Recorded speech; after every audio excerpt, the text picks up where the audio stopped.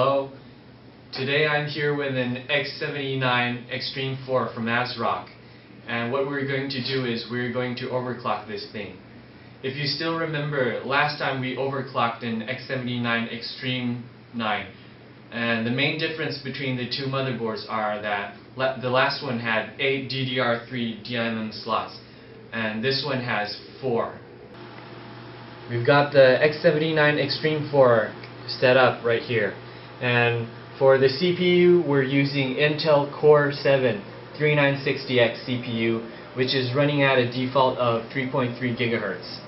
And as for the DDR3s, we have 4 Corsair 2 GB DDR3s that are running at 2400 MHz. And for the cooling system, today we're using water cooling again. Okay, now let's go to the UEFI. Overclocking an X79 Extreme4 is just as simple as overclocking an Extreme9. All you have to do is load CPU Easy OC settings, just like Extreme9. And to overclock the DDR3s, it's the same as overclocking DDR3s on Extreme9 too. All you have to do is go to DRAM timing control and load the XMP settings so that they'll run at 2400 MHz. Now that we've overclocked it, let's see if it can boot into OS. Now that we've successfully booted into Windows 7, let's look at the stats. We're using an ASRock X79 Extreme4 motherboard, and for CPU we're using Intel Core i7 3960X, which has a default of 3.3 GHz, but after overclocking we have it running at 5000 MHz, which equals 5 GHz. And as you can see right here, the frequency display shows that all 12 cores are running at 5000 MHz.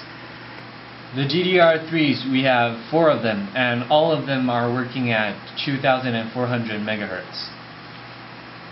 And let's see if SuperPi can work.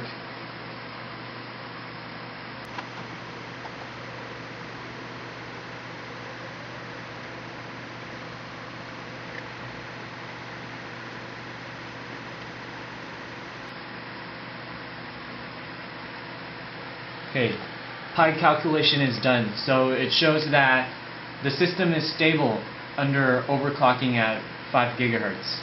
ASRock's X79 Extreme4 motherboard is an entry-level motherboard, but even so, it can still easily overclock its CPU up to 5 GHz, and its DDR3 to up to 2400 MHz. So overall, it's a pretty good motherboard for overclocking. And my name is Cleon. Thank you for listening. Hope to see you next time.